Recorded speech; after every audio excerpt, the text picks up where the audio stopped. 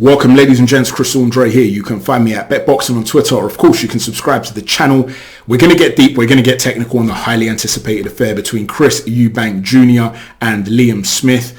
We're all expecting and all hoping for fireworks for this one. Before we get deep into it though, I do want to say a massive thank you to both Adi Oladipo and G-Man Boxing. They both gave my channel a shout out this week. They both spoke about the quality of the technical breakdowns and they encouraged their subscribers to come over and subscribe.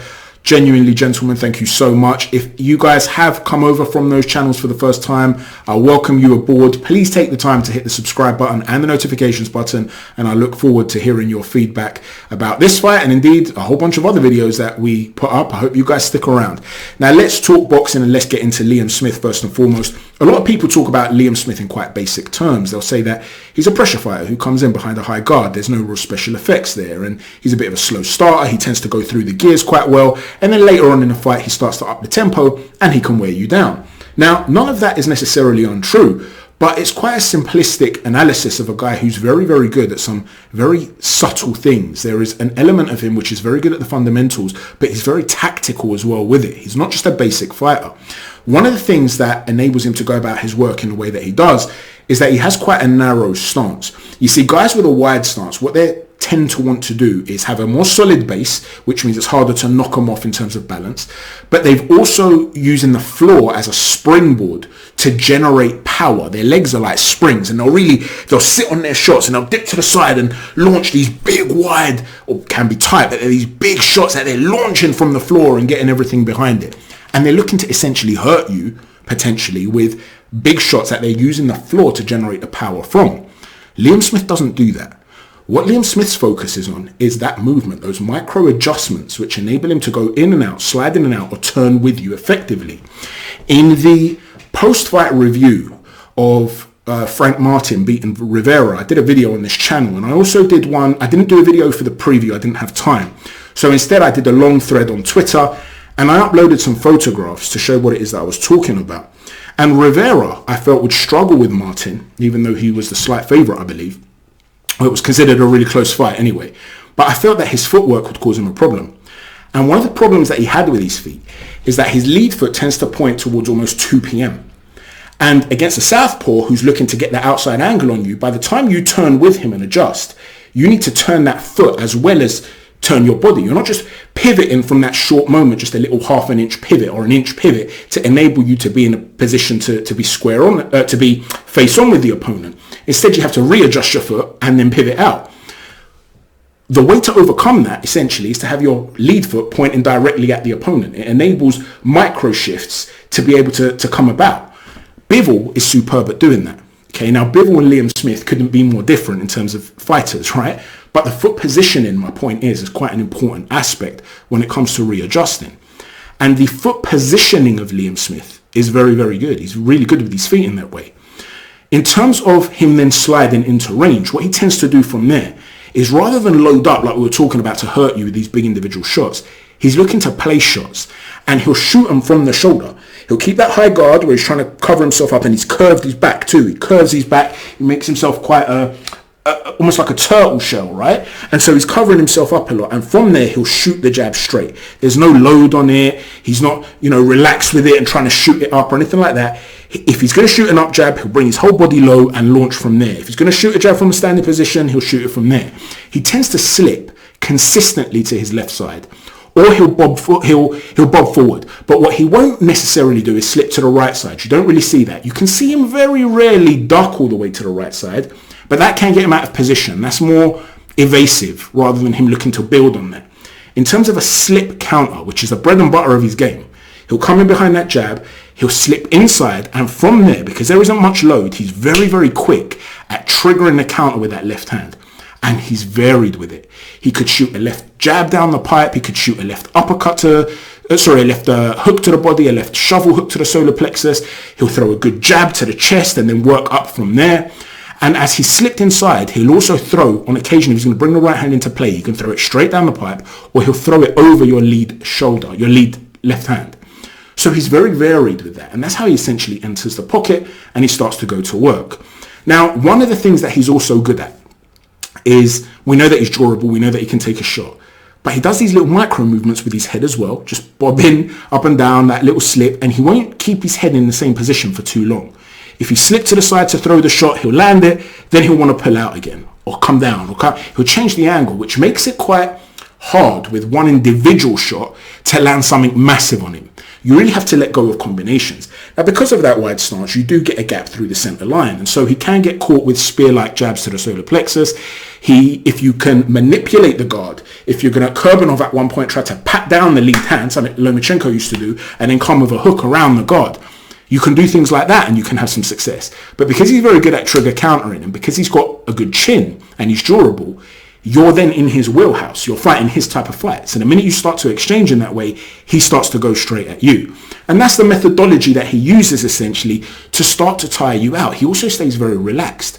So by using that foot pressure and forcing you to work, he's able to essentially take a rest.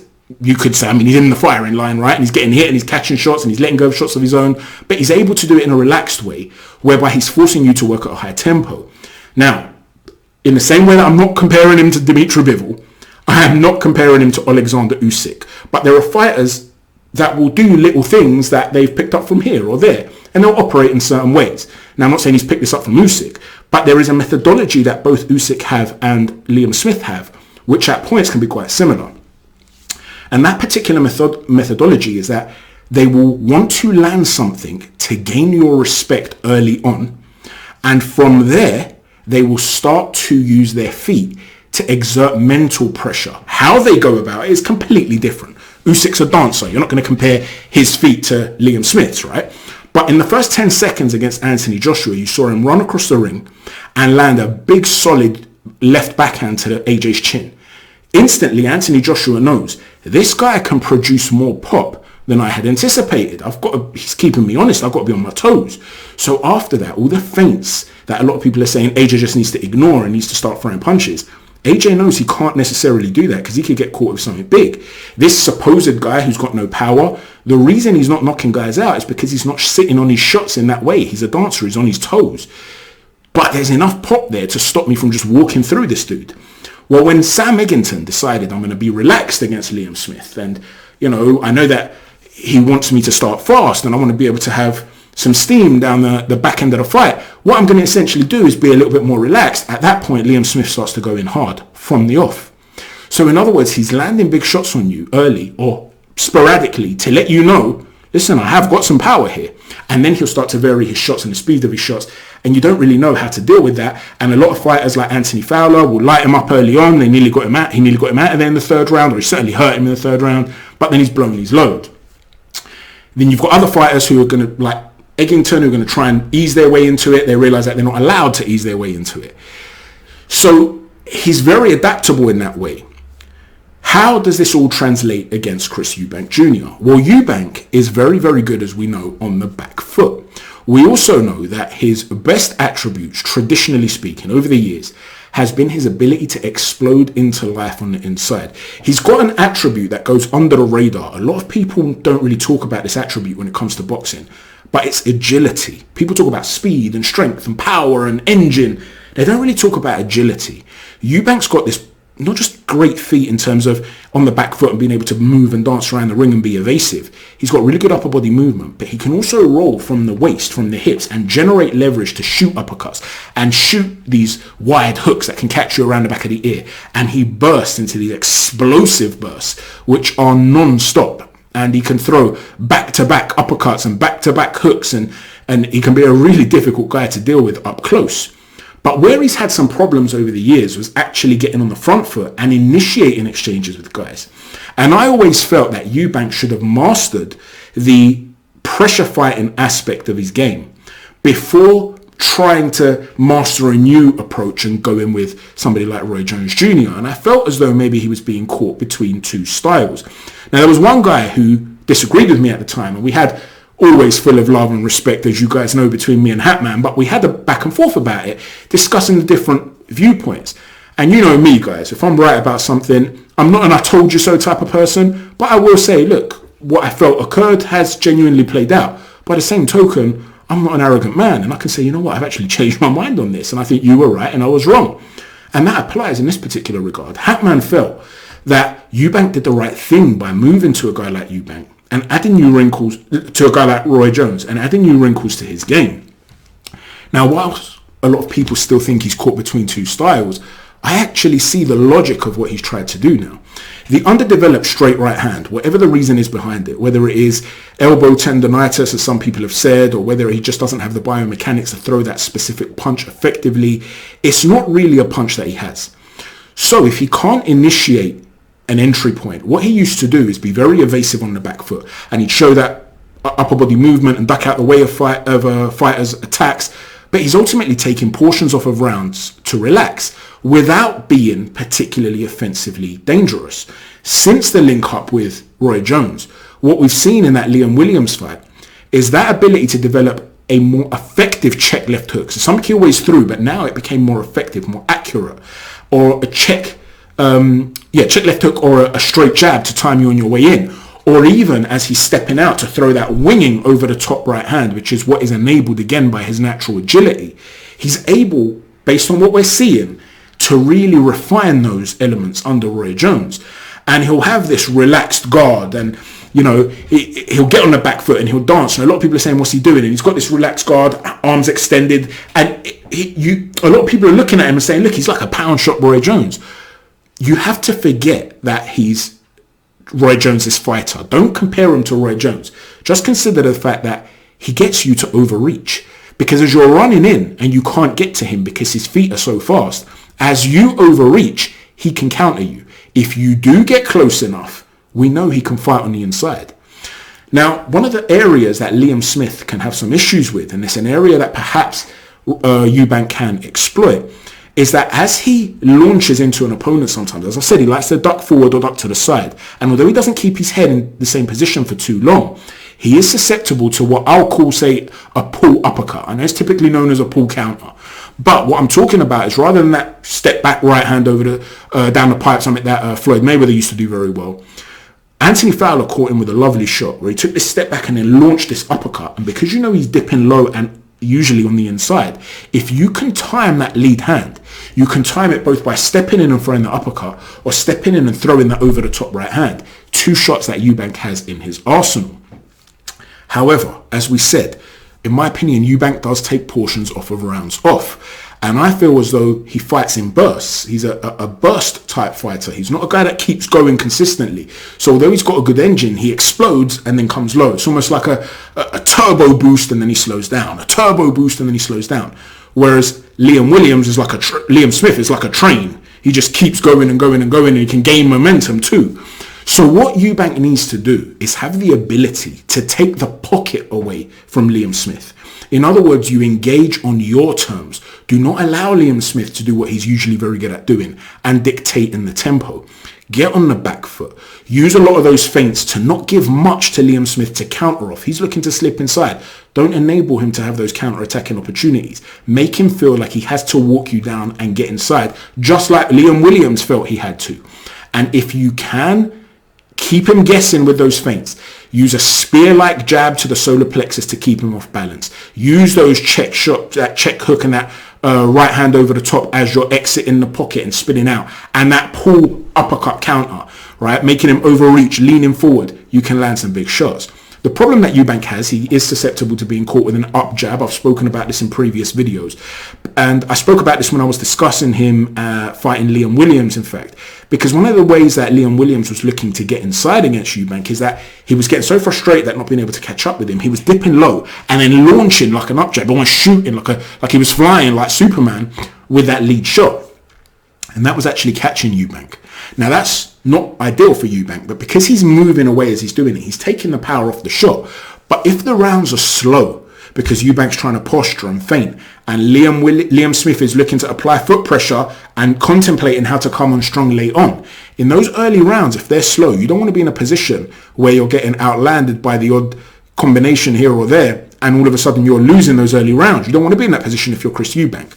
But if he can get him to be overreaching, just like Liam Williams was lunging in and getting caught with his counters, there's a possibility here that early in the fight, Chris Eubank starts to counter him whilst maintaining a comfortable engine, so to speak, and winning the early rounds on points. If Liam Smith does then force the gap to close with that really good footwork, the ability to turn with Eubank, and he forces him to exchange. We know that Eubank has the size advantage, and we know he has the explosiveness and the agility to create angles where he'll be able to land either around that high guard of Liam Smith or through the center line with an uppercut. Now, one of the problems he also has, something that I mentioned before about that sort of spear-like jab to the solar plexus, Kurbanov would do this and then come off of the line instantly afterwards. He'd land the jab and then spin away. Eubank doesn't tend to do that. He can tend to land that spear-like jab and either launch into it and stay inside. He can use it to close the entry, in other words, or he can just use it and he stays still. Liam Smith's very good with that trigger counter, so he'll look to come straight back at Eubank. Eubank has to be responsible enough to get on his toes and maintain that range effectively. If he's struggling to maintain range effectively, he's going to have to hurt Liam Smith. And one of the problems that Anthony Fowler had against Smith is that although he hurt him early in round 3, when he started to tire, that pocket of Liam Smith, when he starts to come in low and he's feinting, he's coming low, is he going to attack or not? Fowler was almost staying upright, too tall, and in the pocket. He wasn't collapsing it and tying him up to stop him working, and he wasn't turning off the shoulder and getting away. So what happened is that he's jabbing downwards, punching downwards, and he's fighting quite tall, chin in the air, and then you're seeing Liam Smith come with shots as he's rising, which are very dangerous. You can produce a lot of power, like we said, from the canvas. In that scenario, when you're standing pocket to pocket with Liam Smith, he will use his feet very well to generate that power. So Eubank doesn't want to be in that position. Eubank wants to get on the back foot where necessary, and then in spots when Liam Smith's going to force him to exchange, because there's no way Eubank's going to keep him on the back foot for the entire, stay on the back foot and keep him away from him the entire fight.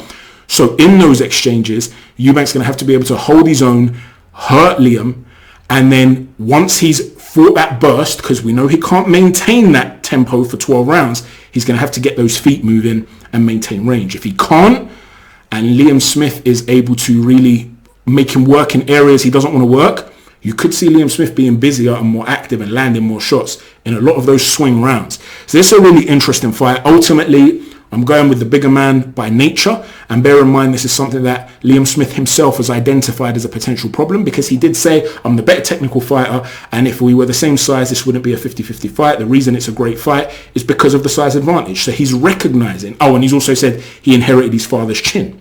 So he's recognizing certain physical attributes that Eubank has. He's the bigger man, he's got a great chin. He's recognizing that they offer an advantage.